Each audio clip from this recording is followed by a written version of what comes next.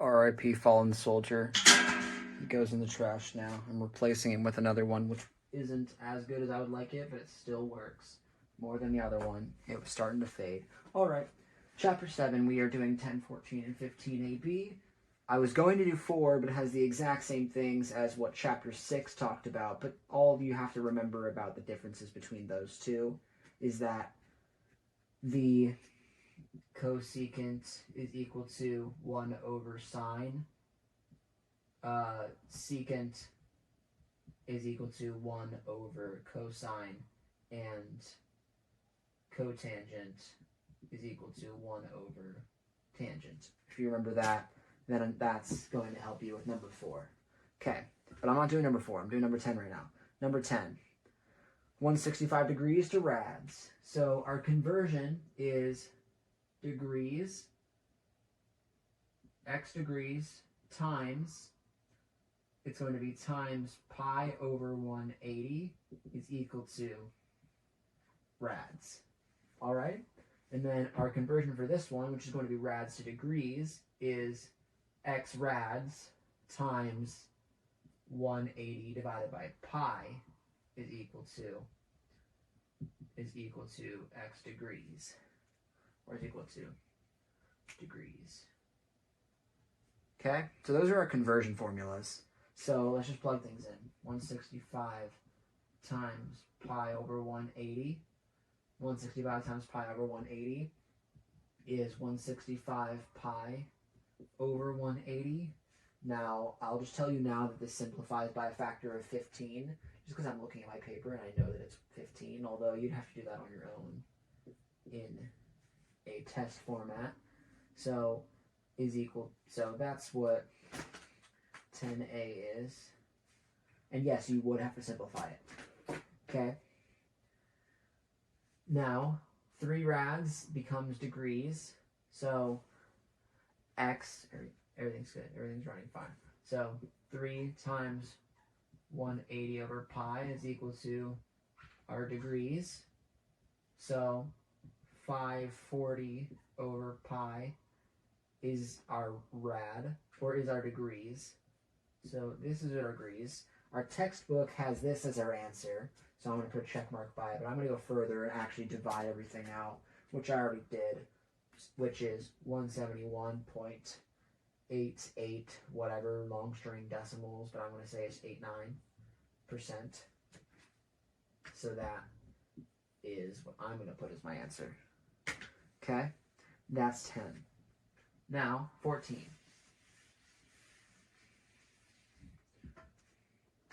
14 states that we need to prove, it's another proof, yay, prove that cosine theta plus 1 over cosecant theta plus cotangent theta is equal to sine theta. Okay, so now we've moved on from solving things to proving things. So when we try to prove things, we're only going to talk about one side. If we have to multiply anything over or whatever, then you're doing something wrong, because you can't do that in a proof. You're just trying to prove that this side is equal to this side. So basically, you're trying to prove that your balance scale is balanced on both sides. You're just trying to prove that they're balanced. So if you can prove that they're balanced, then you're fine. So now, push comes to shove, we don't know any trig function rules that can help us solve this immediately and get this down to good numbers. But what we can do immediately is put everything into terms of cosine and sine. So we have a cosine theta plus 1. Yes, this is going to get as ugly as it sounds. 1 over sine theta plus cosine theta over sine theta. Now, let's simplify these down. Okay, so cosine theta plus 1 over cosine theta plus 1 over sine theta. Okay, things will now simplify down. We can make this all one big fraction, cosine theta, or we can turn this all from one big fraction into something more manageable, times the reciprocal of this, which would be sine theta over cosine theta plus 1. Hey, that's convenient. These cancel out. So this becomes over 1. These all cancel. We're left with sine theta over 1, which is sine theta is equal to sine theta. So our proof is correct, and our answer is not the fact that we got sine theta, it's the way we got there. So the way we got there would be our answer. Okay? That's how proofs work. Now I'm telling you, if you have to multiply anything from this side to this side to try to get things to equal, 1, you're going down the wrong path and you're going to confuse yourself, and 2, you're just doing it flat wrong and you will get the wrong answer. Because all you're trying to do is prove, as in show that your work is what proves that those are equal. Alright, that's all for number 14.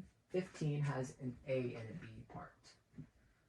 15AB, I'm going to represent this with just one bubble because I already wrote down the problems here because there's a photo to go along with it. Okay, so it says that we have these 2 wheels here that are connected by a belt, and they're spinning where the smaller wheel is spinning at 600 rotations per minute, and it's looking for the radians per minute of the small wheel and the linear velocity of the small wheel. All right, so we need to memorize 2 equations to solve for this one. I'm going to actually leave this at the bottom here so we can go back to it later. Get this textbook out of here.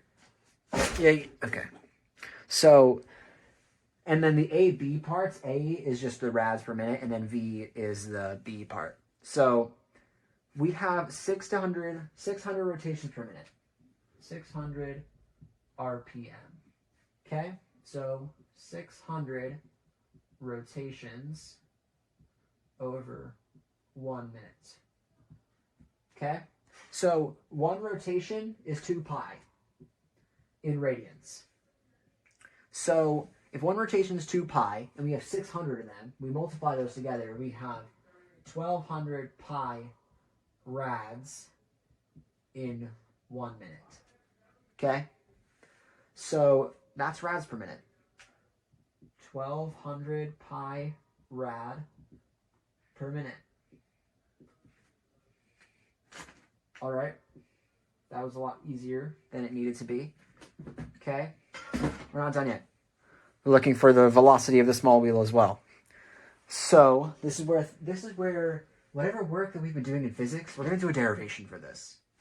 So the equations that we know are lowercase omega, which is our angular velocity, but we're looking for linear velocity, is equal to theta in radians over the time. All right? We also know that velocity is equal to distance over time. Okay, so just so we know, we have an amount in radians. We also have a time. But there's nothing we can do with this omega that can help us get our velocity given those things. So we're going to do a derivation that helps us do that. Because we can solve for omega, but we can't solve for v. So what we're looking for is linear velocity. So we're going to start out by solving for time. So I'm going to use the red pen for the entire duration of this one. So multiply time over and divide by omega. Time is equal to theta in radians over omega. And then we plug this into here. Velocity is equal to distance over omega over w. Can't draw w. There we go. And then now velocity is equal to distance omega, can't draw w again, over theta. Theta in radians. So now let's simplify this all down to things that we know. So we know that our distance, don't do that. We know our distance is the circumference of this circle. 2 pi r.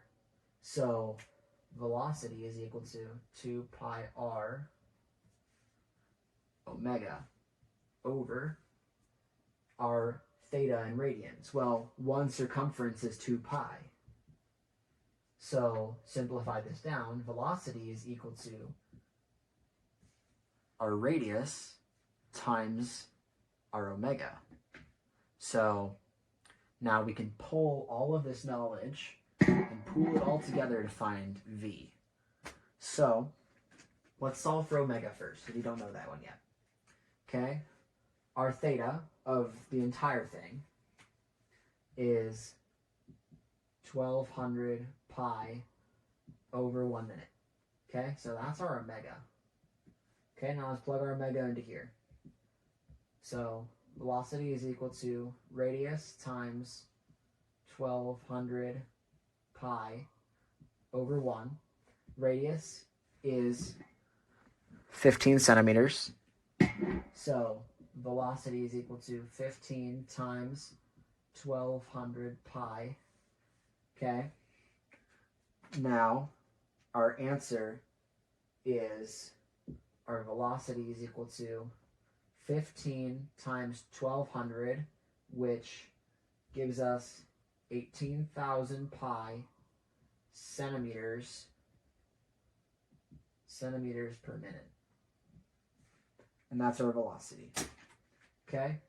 Now, if you notice where those centimeters come from and where those minutes come from, this 1 stood for minutes, and this centimeters replaced the rad, because that's our centimeters there. Now, if we wanted to solve this without doing that derivation, we would go like this. Velocity is equal to distance over time. Omega is equal to theta over time. So if we know that our distance over time, our distance traveled is 2 pi r times however many rotations we do. So 600 per time, 1 minute, is equal to our velocity. We don't actually need to know this one. We know that velocity is equal to 2 pi 15 times 600 over 1 minute, and this is in centimeters. Velocity is equal to 2 times 15, which is 30, times 600 is 18,000 pi centimeters over 1 minute. Velocity is equal to 18,000 pi centimeters per minute, which is what we had here. I prefer the derivation because I can see things with the derivation. I like getting all the variables first and then plugging things in. But if you prefer this method, you just have to do a bit more problem solving to think about it, where distance is equal to 2 pi r times the amount of rotations you do over the amount of time it took, which is 1 minute. And then that would be chapter 7.